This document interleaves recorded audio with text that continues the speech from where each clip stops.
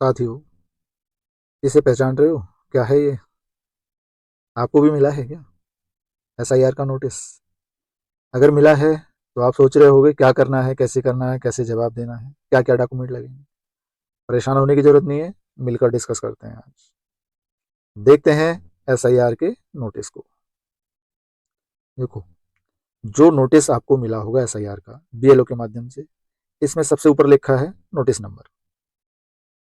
आपका अर्थात मतदाता का नाम, आपका एपिक नंबर, विधानसभा संख्या, भाग संख्या, क्रम संख्या। भाग संख्या मतलब ये आपके बूथ का डिटेल हुआ। क्रम संख्या अर्थात आपके बूथ की जो वोटर लिस्ट है वहां आपका क्रम संख्या, ये आपका एड्रेस। और इसी डिटेल के लिए ये हो गया आपका क्यूआर कोड। ये भी लोग के मतलब का है, वो स्कैन करके अपनी लिस्ट में ढूंढ लेंगे।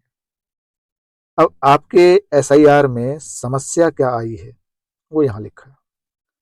जो भी प्रॉब्लम है वो यहाँ लिखी होगी कि क्या प्रॉब्लम है आपके में।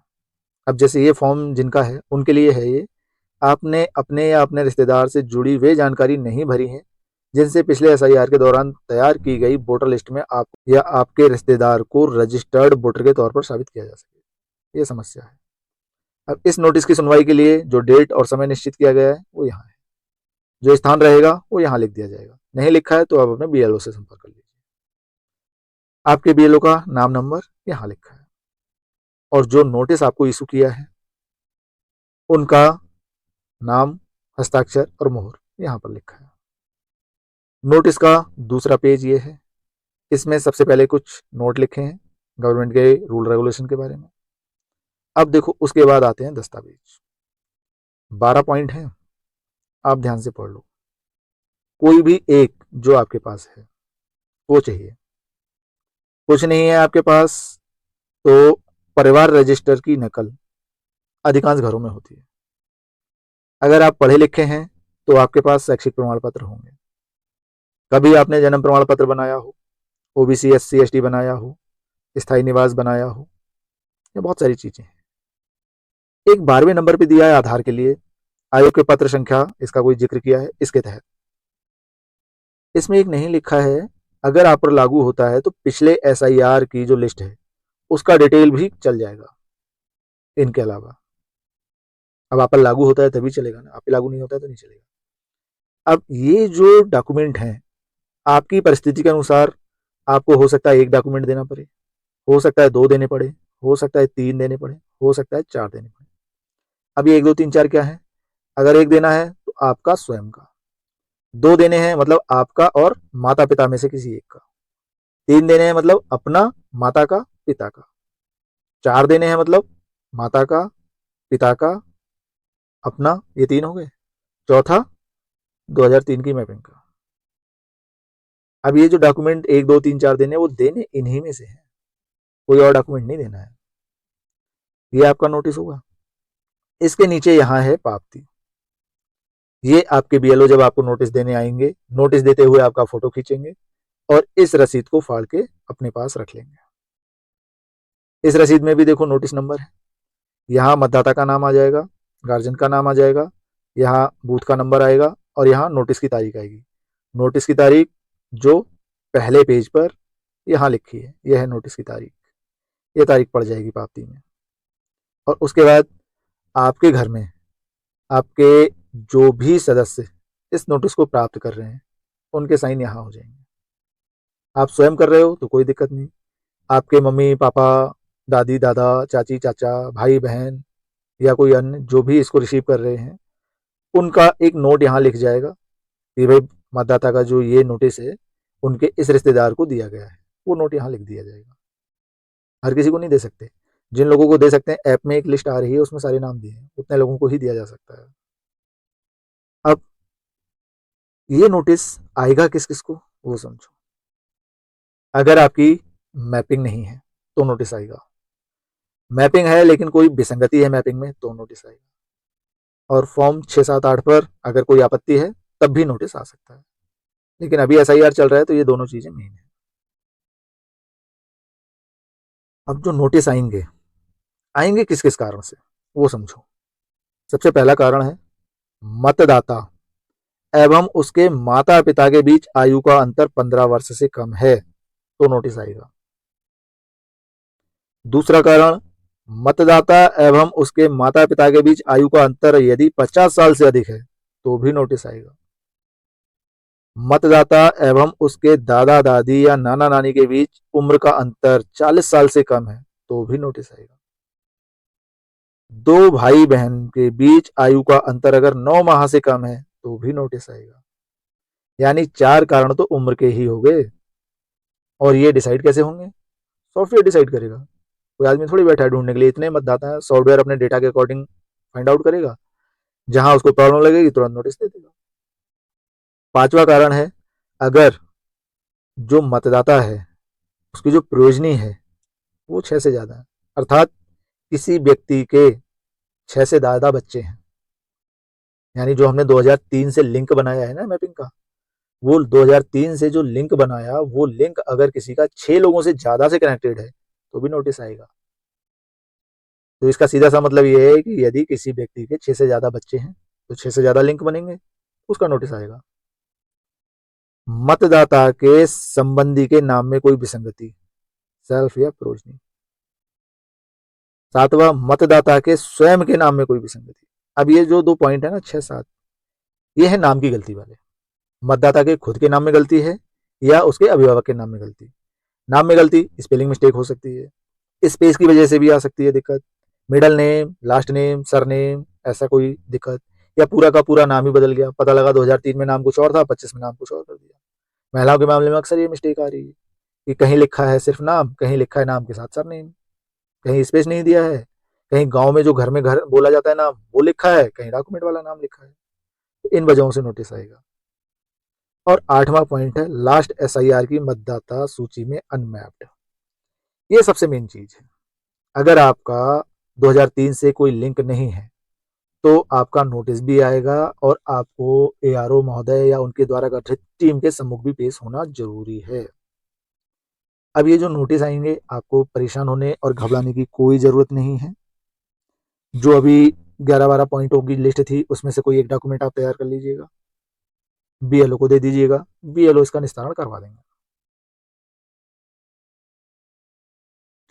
अब जो हमने बोला था कि 1 2 3 4 डॉक्यूमेंट, वो समझो यहाँ किसको कितने डॉक्यूमेंट देने। यदि मतदाता की आयु 39 वर्ष है, अर्थात अगर मतदाता का जन्म 1 जुलाई 1987 या उससे पहले हुआ है तो उनको एक डॉक्यूमेंट देना है, चाहे 2003 से मैपिंग हो चाहे ना हो, कोई फर्क नहीं पड़ता, सिर्फ एक ही डॉक्यूमेंट देना है इनको, जिनका जन्म 1 जुलाई 1987 या उससे पहले हुआ है। केवल एक डॉक्यूमेंट देना है, और किसका? स्वयं का एक डॉक्यूमेंट, और जो लिस्ट है उस लिस्ट में से। लास्ट एसआईआर की मतदाता सूची की प्रति भी दे सकते हो। अब ये लास्ट एसआईआर की मतदाता सूची की प्रति आप तभी दोगे जब आपकी मैपिंग होगी 2003 से। अगर मैपिंग नहीं है तो आप ये नहीं दे पाओगे, यानी जो 11 हैं उनमें से ही दोगे। हाँ, यहाँ एक चीज और ध्यान रखिएगा कि जो आधार कार्ड है, आधार कार्ड आपकी पहचान का डॉक्यूमेंट है, नागरिकता का डॉक्यूमेंट नहीं है। इसलिए आधार कार्ड को ज्यादा वेटेज नहीं दिया गया है, उसे सपोर्टिंग डॉक्यूमेंट माना गया है। इसलिए यहाँ 11 पॉइंट का जिक्र हुआ, 12 का जिक्र नहीं किया। तो कुछ डॉक्यूमेंट नहीं होगा, परिवेश की नकल तो होगी, वो लगाइएगा। दूसरी तरीके के मतदाता वो हैं जिनकी आयु 22 से 38 के बीच, अर्थात 2 जुलाई 1987 के तो बाद उनका जन्म है, लेकिन 2 दिसंबर 2004 से पहले जन्म है। अगर आप इस कैटेगरी में आ रहे हैं तो आपको 2 डॉक्यूमेंट देने हैं। कौन कौन से? जो 11 डॉक्यूमेंट की लिस्ट है उसमें से देने हैं। एक तो स्वयं का देना है, खुद का, और दूसरा माता पिता में से किसी एक का, या लास्ट एसआईआर की प्रति। भाई या तो आप इन 11 में से दे दो या लास्ट एसआईआर की प्रति दे दो। अब आपका जन्म इस टाइम इंटरवल में है तो आपका 2003 में नाम है नहीं है, वो देख लीजिएगा, है तो आप भी दे सकते हो उसकी प्रति, नहीं है तो 11 में से कोई एक डॉक्यूमेंट। ऐसे ही मम्मी पापा में से किसी एक का, तो एक अपना एक माता पिता का, इस केस में 2 हो गए। अगर आपकी मैपिंग नहीं है, अनमैप है, तब क्या बोला? तब भी 11 में से ही आपको देना है, एक स्वयं का और एक मम्मी पापा में से किसी का। यहाँ अब आप पिछले SIR की प्रति नहीं दे पाओगे। क्यों? आपका तो अनमैप है ना, 2003 से लिंक ही नहीं है। तब भी आपको देने दो ही हैं, एक अपना, एक मम्मी पापा में से किसी एक का। नेक्स्ट, तीसरी कंडीशन, 19 से 21 वर्ष वाले मतदाता, अर्थात जिनका जन्म 2 दिसंबर 2004 के बाद हुआ है, उनके लिए देखो 3 डॉक्यूमेंट। एक तो स्वयं का हुआ, जो 11 है उनमें से, माता पिता दोनों का एक एक, देखो एक मम्मी का भी देना है, एक पापा का भी देना है। और मम्मी पापा की अगर लास्ट SIR है तो आप लास्ट SIR की प्रति भी दे सकते हो। अनमैप्ड के केस में 11 डॉक्यूमेंट में से देना है, स्वयं का तो देना ही देना है, मम्मी और पापा दोनों का एक एक डॉक्यूमेंट देना है। अब यहाँ लास्ट SIR नहीं है, क्यों? अनमैप्ड की स्थिति है, तो इस स्थिति में आपको 3 डॉक्यूमेंट देने हैं। मैं वीडियो के स्टार्टिंग में भूलवश एक जगह 4 डॉक्यूमेंट भी बोल चुका हूँ, 4 का ऑप्शन नहीं है, 3 ही है। 1 डॉक्यूमेंट, 2 डॉक्यूमेंट और 3 डॉक्यूमेंट। 1 यानी मतदाता का स्वयं का कब देना है, ये कंडीशन है। 2 यानी एक मतदाता का, एक मम्मी पापा में से किसी का, तो ये कंडीशन।